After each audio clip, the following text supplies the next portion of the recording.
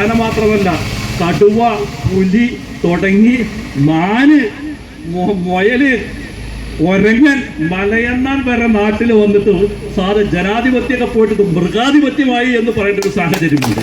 നമ്മുടെ ഈ ഹോട്ട്സ്പോട്ടിലെ പഞ്ചായത്തുകളിൽ ജനാധിപത്യമല്ല നടക്കുന്നത്, മൃഗാധിപത്യമാണ്. മനുഷ്യന് വല്ല വിലയുണ്ടോ?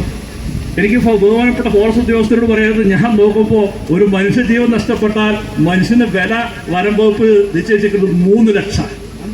അന്ന് 5 ലക്ഷമാണ്. ഇനി നമ്മുടെ കേന്ദ്ര സർക്കാർ ഞങ്ങൾ ആ കാര്യത്തിൽ ന്യായീകരിക്കുന്നില്ല. ഒരു മനുഷ്യജീവന് കേന്ദ്ര സർക്കാർ ഇട്ടിരിക്കുന്നത് 10 ലക്ഷമാണ്. ഇതാണ് പിന്നീട് കലക്ടർ ബാക്കിയെല്ലാം കൂട്ടി റവന്യൂ വകുപ്പ് ഉദ്യോഗസ്ഥർക്ക് കുറച്ചുകൂടെ അവർ എന്തെങ്കിലും തീരുമാനിക്കുന്ന സാഹചര്യം. നിർഭാഗ്യവശാൽ അടുത്ത കാലത്ത് ഒരു പത്രത്തിലൊരു വാർത്ത വായിക്കാൻ KSRTC-കാരനായ ജില്ലാ സെക്രട്ടറി അത് വിശദമായി പറയുന്നുണ്ടാവും. ഒരു KSRTC ബസ് പോകുന്ന സമയത്ത് അബദ്ധവശാൽ ഒരു മാനിനെ ഇടിച്ചു.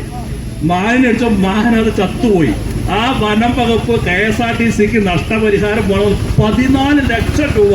ശരിയല്ല കാശ്? 14 ലക്ഷം രൂപ വേണമെന്നൊരു മാനിന് KSRTC പറഞ്ഞപ്പോൾ ഒരു മനുഷ്യന് വനം വകുപ്പ് 5 ലക്ഷമേ കൊടുക്കുന്ന സാഹചര്യം എന്താ?